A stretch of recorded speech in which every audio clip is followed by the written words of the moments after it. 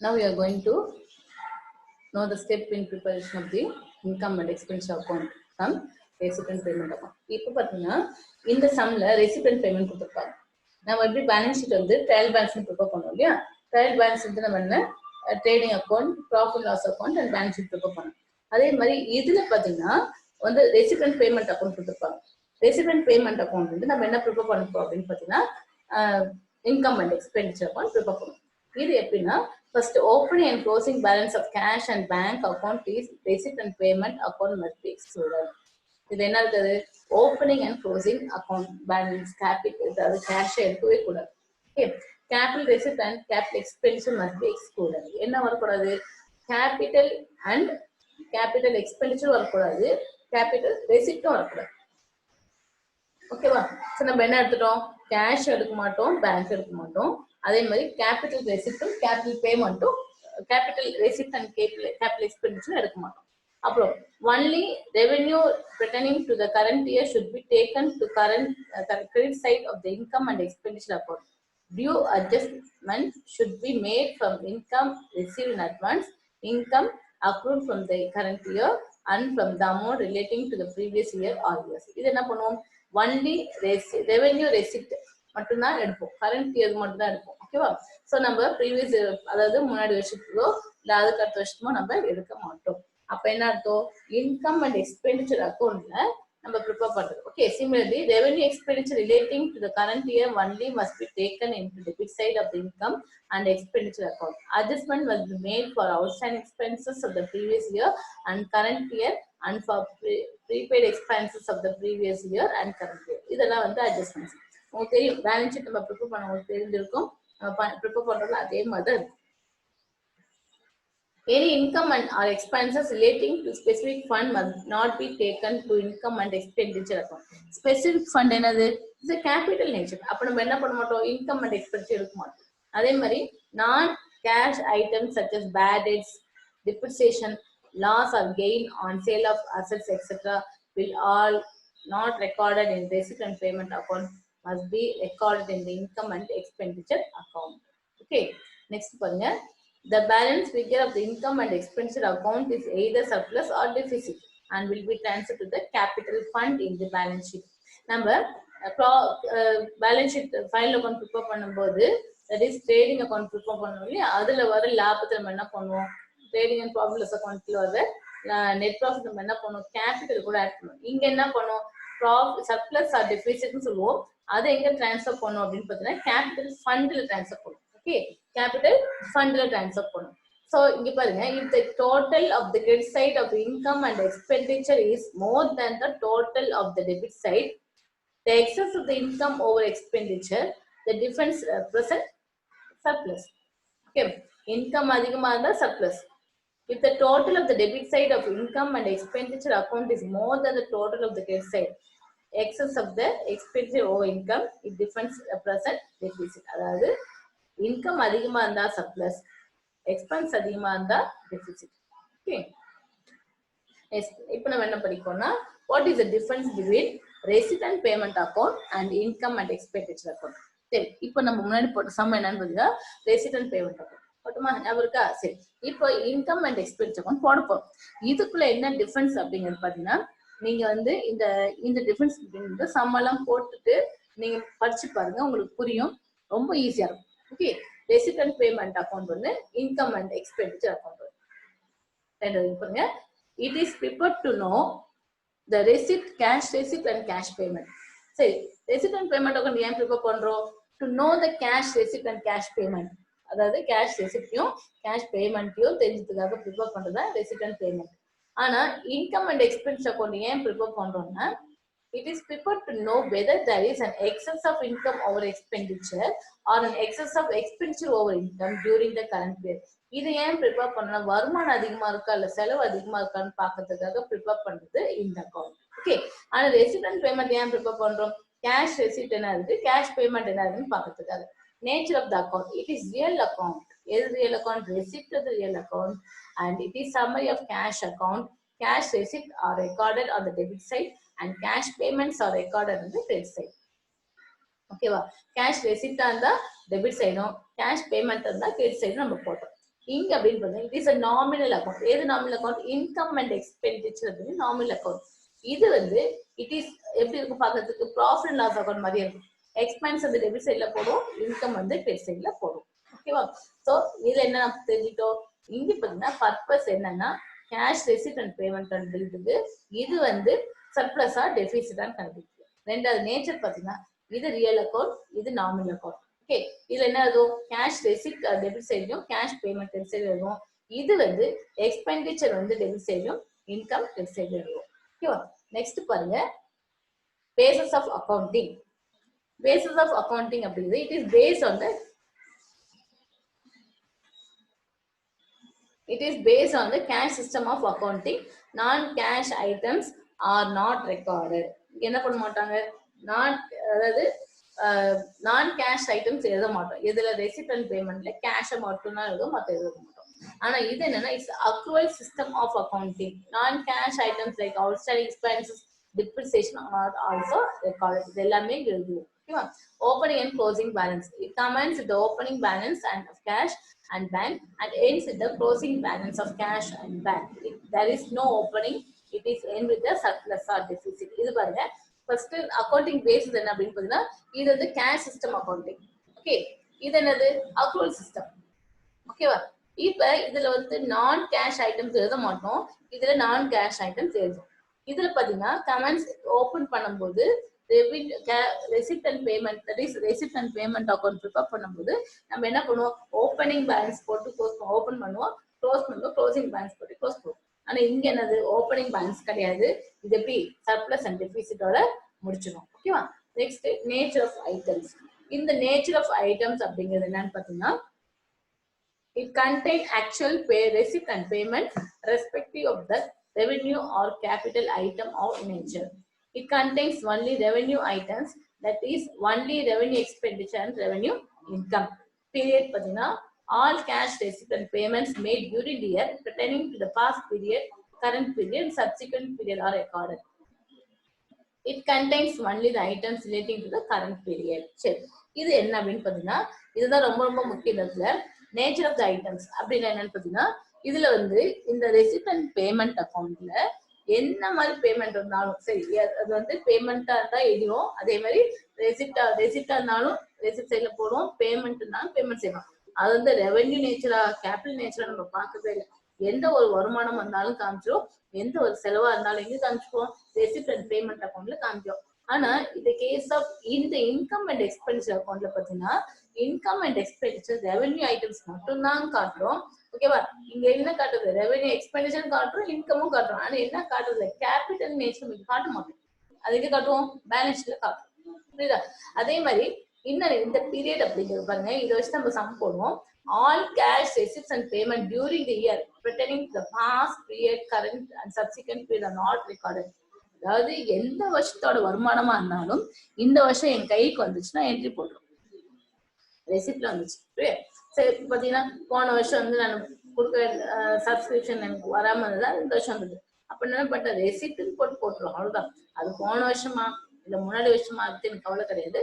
இந்த வருஷம் என் கைக்கு வந்த பணம் அப்படின்னு நான் காமிச்சிருவோம். ஆனா இதுல என்ன இல்ல? பாஸ்ட், அதாவது பழசு, புதுசு, இல்ல ஃபியூச்சர் ரிசிப்ட் அட்வான்ஸ், அது மாதிரி எதுவுமே கிடையாது. எந்த ஒரு பேமெண்ட், தட் இஸ் கேஷ் கைக்கு வந்தா ரெசிப்ட், கேஷ் வெளில போச்சுன்னா பேமெண்ட், அவ்வளவுதான். ஆனா இங்க என்ன அப்படின்னா இதுல தட் இஸ் எந்த ஒரு வரவு செலவு வந்து இந்த வருஷத்தோட மட்டும்தான் காட்ட முடியும். ப்ரீவியஸ் இயரும் காட்ட முடியாது, அடுத்த ஃபியூச்சர் இயரும் நம்ம காட்ட முடியும். ஓகே, இது என்ன அப்படின்னா நம்ம ஏற்கனவே இந்த பேலன்ஸ் ஷீட் போட்ட அதே மாதிரிதான். அதாவது போன வருஷமா இருந்தாலும் எடுக்கக்கூடாது, வர வருஷமா இருந்தாலும் நம்ம எடுக்கக்கூடாது. So current year, current financial இயர்ல என்ன செலவோ அதை மட்டும் தான் நம்ம இந்த இன்கம் அண்ட் எக்ஸ்பெண்டிச்சர் அக்கௌண்ட்ல காட்டுவோம். ஓகே, ஸோ இதுதான் டிஃபரன்ஸ் பிட்வீன் என்னது receipt and payment account and income and expenditure account. இது ரொம்ப ரொம்ப முக்கியமான ஒரு டிஃபரன்ஸ் பிட்வீன், கண்டிப்பா படிச்சு. ஓகே, நெக்ஸ்ட் பாருங்க, ட்ரீட்மெண்ட் ஆஃப் ரெவென்யூ ரெசிப்ட். இந்த ரெவென்யூ ரெசிப்ட் எப்படி நம்ம ட்ரீட் பண்ணோம் அப்படின்னா treatment of subscription the final account of not for profit organisation. இதுல நமக்கு ரொம்ப முக்கியமான வந்து சப்ஸ்கிரிப்ஷன் தான். சப்ஸ்கிரிப்ஷன் என்ன பண்ணணும் அப்படின்னு சொல்லியிருக்காங்க. Treatment of income and expense account and subscription received for the current year, previous and subsequent year are given separately. Subscription received for the current year will be shown on the credit side of income and expenditure account after making the adjustment given below. அதாவது போன வருஷத்தோட subscription இல்ல அடுத்த வருஷத்தோட subscription current year subscription கொடுத்துருக்காங்க அப்படின்னா நமக்கு என்ன தேவை, இந்த வருஷத்துக்கு மட்டும்தான் தேவை, அதை மட்டும் தான் நம்ம எடுத்துக்கணும். ஓகேவா? Subscription outstanding for the current year is to be added. அதாவது இந்த வருஷத்தோட அவுட்ஸ்டாண்டிங் நம்ம ஆட் பண்ணிப்போம். அதாவது இந்த வருஷத்தோட எதா இருந்தாலும் ஆட் பண்ணிப்போம். அது இந்த வருஷம் டேட், தட் இஸ் இந்த வருஷத்தை போட்டுதாவே நம்ம அதை ஆட் பண்ணிப்போம். அதே மாதிரி subscription received advance the previous year which is meant for current year is to be added. அதே மாதிரி நம்ம அட்வான்ஸா வாங்கியிருக்கோம், போன வருஷம் நம்ம வாங்கியிருக்கோம் அட்வான்ஸா, அது இந்த வருஷத்துக்குள்ள பணம் அதையும் நம்ம ஆட் பண்ணிப்போம். ஓகேவா? So when total subscription received during the current year is given, the total subscription received during the current year will be shown on the credit side of the income and expenditure account after making the following adjustment. இதெல்லாம் செஞ்சதுக்கு அப்புறம் நம்ம காட்டுவோம். எப்படி காட்டுவோம்? Subscription outstanding the previous year will be received in current year will be subtracted. Subscription outstanding for the current year is added. Okay, ஒரு current yearல previous year வந்து நம்ம மைனஸ் பண்ணிடுவோம், இந்த வருஷத்தை அந்த ஆட் பண்ணிப்போம். அதே மாதிரி subscription received in advance the previous year meant for the current year is added and subscription received in advance the current year is meant for the subsequent year should be subtracted. இது நான் ஒரு some போட்டு காட்டுறேன். ஓகேவா? Next treatment in trial balance. இந்த subscription எப்படி பண்ணோம் அப்படின்னா, subscription outstanding for the current year and still outstanding for the previous year will be shown on the asset side of the balance sheet. அதாவது subscription அப்படிங்கிறது இந்த வருஷத்தோட outstanding அதையும் காமிச்சிப்போம், போன வருஷத்தோட அவுட்ஸ்டாண்டிங்கை நம்ம அதை காட்டுவோம். ஏன் அப்படின்னா அது அவுட்ஸ்டாண்டிங் அவ்வளோதான். Subscription received in advance the current year will be shown on the liability side of the balance sheet. என்ன காட்டுவது? லைபிலிட்டி சைட்ல அந்த அட்வான்ஸா இருந்தா லைபிலிட்டி சைடு, அசெட்டா இருந்தா ரீசன் அட்வான்ஸா இருந்தா என்னது அது நம்ம சைடு நம்ம லைஃப் சைடை காட்டுவோம். எப்படி பேலன்ஸ் ஷீட் காட்டுவோமோ அதே மாதிரி தான். ஓகேவா? நெக்ஸ்ட் பாருங்க, இன்கம் அண்ட் எக்ஸ்பெண்டிச்சர் அக்கௌண்ட். இது ஒரே ஒரு எக்ஸாம்பிள் நான் சொல்லித்தரேன். கொஞ்சம் இந்த சப்ஸ்கிரிப்ஷன் மட்டும் நீங்க தெரிஞ்சுக்கிட்டா உங்களுக்கு ரொம்ப ஈஸியா இருக்கும் சம் போடுறது. இது மட்டும் எக்ஸ்பிளைன் பண்ணிடுறேன் பாருங்க. பை சப்ஸ்கிரிப்ஷன் இது வந்து income and expenditure account. Subscription அப்படிங்கிறது இன்கம். ஓகேவா? ஸோ நம்ம எந்த சைட்ல காட்டுவோம்? இன்கம் சைட்ல காட்டுவோம். அப்போ சப்ஸ்கிரிப்ஷன் அப்படிங்கிறது ஒரு அமௌண்ட் இருக்கும், அதுல ப்ரீவியஸா இருந்தா லெஸ் பண்ணும், சப்சிக்வெண்ட் இயரா இருந்தா லெஸ் பண்ணும், அவுட்ஸ்டாண்டிங் ஃபார் த கரண்ட் இயர்ல ஆட் பண்ணும், receive advance for the previous year இந்த கரண்ட் இயர்ல ஆட் பண்ணிடும். இது என்ன புரியுது அப்படின்னு பாத்தீங்கன்னா, இது ப்ரீவியஸ் இயர். ப்ரீவியஸ் இயர்னா போன வருஷம், அப்ப அது இந்த வருஷத்துல இல்ல, அப்ப அது நான் மைனஸ் பண்ணிடுறேன். சப்சிக்வெண்ட் இயர், சப்சிக்வெண்ட் இயர்னா அடுத்த வருஷம், அதுவும் எனக்கு வரப்போற வருஷம், எனக்கு அதுவும் இந்த வருஷத்துல செலவு இல்லை, அதையும் நான் என்ன பண்றேன்? மைனஸ் பண்ணிடுறேன். புரியுதா? இப்போ outstanding subscription for current year, இந்த வருஷம் அவுட்ஸ்டாண்டிங், இந்த வருஷம் வர வேண்டிய பணத்தை நம்ம என்ன பண்ணோம்? எப்பவுமே அவுட்ஸ்டாண்டிங் நம்ம ஆட் பண்ணுவோம், அதே மாதிரி ஆட் பண்ணுவோம். Receive advance during the previous year for current year. போன வருஷமே நான் என்ன பண்ணிட்டேன்? ஒரு 1000 ரூபாய் இந்த வருஷத்துக்குள்ள பணத்தை வாங்கி வச்சிருக்கேன், அந்த வருஷத்தை நம்ம என்ன பண்றோம்? ஆட் பண்றோம். ஓகே, அது பேலன்ஸ் எப்படி காட்டணும் பார்த்தீங்கன்னா, outstanding subscription for the current இயரும் ப்ரீவியஸ் இயரும் என்ன காமிச்சிடும்? அசட்ல காட்டுவோம். அதே மாதிரி ரிசீவ் அட்வான்ஸ் சப்சிக்வெண்ட் இருக்கும், அடுத்த வருஷத்துக்குள்ளத ஃபியூச்சருக்கு உள்ளதை நம்ம லைஃப் சைடா காட்டுவோம். ஓகே, ஒரே ஒரு இல்லுஸ்ட்ரேஷன் சம் எக்ஸ்பிளைன் பண்றேன். இங்க பாருங்க, இந்த சம் வந்து ரொம்ப ரொம்ப புரிதல் ஈஸியா இருக்கும், புரிதல் பாரு. இது வச்சு நீங்க சம் போடலாம். From the following detail, calculate the amount that will be shown under subscription in the income and expenditure account for the year ending 31st March 2017. கொடுத்துருக்காங்களா? இப்போ இது என்ன சொல்லியிருக்காங்க அப்படின்னா, இயர் பாருங்க 31 மார்ச் 2017, 31 மார்ச் 2017. அப்ப இந்த வருஷம் வந்து ரொம்ப முக்கியம். 31 மார்ச் 2017 ரொம்ப ரொம்ப முக்கியமானது. சரி, இந்த வருஷத்துக்குள்ள நான் இன்கம் அண்ட் எக்ஸ்பென்சர் ப்ரிப்பேர் பண்ணேன். ஸோ இந்த கொஸ்டின்ல பார்த்தீங்கன்னா 2015, 16, 16, 17, 17, 18 3 வருஷம் வந்துருவாங்க. இதெல்லாம் சேர்த்து 69,000 இந்த வருஷம் நான் ரிசீவ் பண்ணிருக்கேன்னு சொல்றேன். புரியுதா? இந்த வருஷம் நான் ரிசீவ் பண்ணது 69,000 ருபீஸ். இதுல 2015, 16 7,500 ரூபாய், 2016, 17 16, 16,000 ருபீஸ், 2017, 18 1,500, இதெல்லாம் சேர்த்து 69,000 ருபீஸ் நான் ரிசீவ் பண்ணிருக்கேன். ஓகேவா? இதுல அட்ஜஸ்ட்மெண்ட் ஒன்று இருக்கும், அந்த அட்ஜஸ்ட்மெண்ட்ல கொடுத்துருக்காங்க, subscription outstanding for the year 2016-17 is 2,400. that is 1617 உள்ளது எனக்கு அவுட்ஸ்டாண்டிங் இருக்கு. எவ்வளவு இருக்கு? 2400 அவுட்ஸ்டாண்டிங் இருக்கு. Subscription for 2016-17 received in 15-16 rupees 1000. இந்த வருஷத்துக்கு நான் முன்னாடியே வாங்கிட்டேன். 16-17 வருஷத்துக்குள்ள பணத்தை நான் முன்னாடியே வாங்கியிருக்கேன் அப்படின்னு சொல்லலாம். சரி, இப்போ ஒரே விஷயத்த பாருங்க. நம்ம என்ன சப்ஸ்கிரிப்ஷன் ரிசீவ் ஒரு காலம் போடும் இல்லையா? சப்ஸ்கிரிப்ஷன் ரிசீவ் இந்த வருஷம் நம்ம எவ்வளவு ரிசீவ் பண்ணியிருக்கோம்? தட் இஸ் 16,000 ரிசீவ் பண்ணிருக்கோம். இந்த வருஷத்துள்ள சப்ஸ்கிரிப்ஷன் எவ்வளோ? 60,000 rupees. அதை நான் எங்க போகணும்? இன்கம் அண்ட் எக்ஸ்பென்ஸ் எடுத்துக்கும். ஏன்னா இது இந்த வருஷத்துக்குள்ள சப்ஸ்கிரிப்ஷன். ஸோ நான் என்ன பண்ணிருக்கேன்? இங்க பாருங்க, சப்ஸ்கிரிப்ஷன் 60,000 rupees எடுத்திருக்கேன். ஓகேவா? சரி, இப்போ இந்த 15-16 அப்படிங்கிறது எந்த வருஷத்துக்கு? இது போன வருஷத்துக்கு. இந்த வருஷம் நம்ம இயர் என்னது?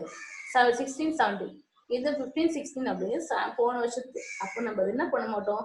எடுக்க மாட்டோம் இல்லையா? The subscription for year 15-16 7,500. அது எந்த இயர்? 17-18. அது என்னது? இது இங்க பாருங்க, இது வந்து போன வருஷம், இது வர வேண்டிய வர வருஷம்.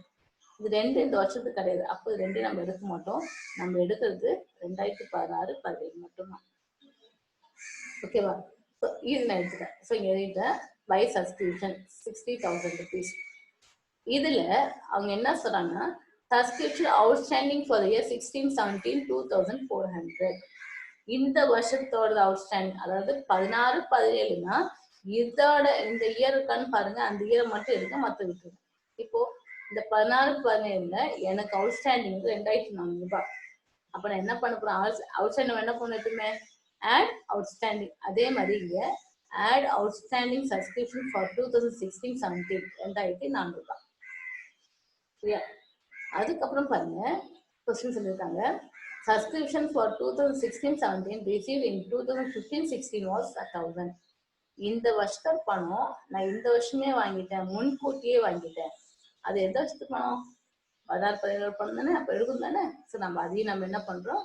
Add subscription received advance in 2015-16 அப்படின்னு போட்டு மொத்தம் நம்மளோட சப்ஸ்கிரிப்ஷன் வருஷத்தோட சப்ஸ்கிரிப்ஷன் பார்த்தீங்கன்னா ஒரு 60,000, 2,400 and 1,000, மொத்தம் 63,000. இதுதான் நம்ம இதோட சப்ஸ்கிரிப்ஷன். ஓகேவா? ஸோ இந்த சப்ஸ்கிரிப்ஷன் ரொம்ப ரொம்ப இம்பார்ட்டன்டானது ஒன்று. உங்களுக்கு புரியுதான்னு பாருங்க. இது ரொம்ப ஈஸியா இருக்கு. இந்த சப்ஸ்கிரிப்ஷன் உங்களுக்கு புரிஞ்சிச்சு அப்படின்னா நீங்க எல்லாமே உங்களால போட முடியும். ஓகேவா? சரி, இது வந்து நீங்க ப்ராக்டிஸ் பண்ணுங்க.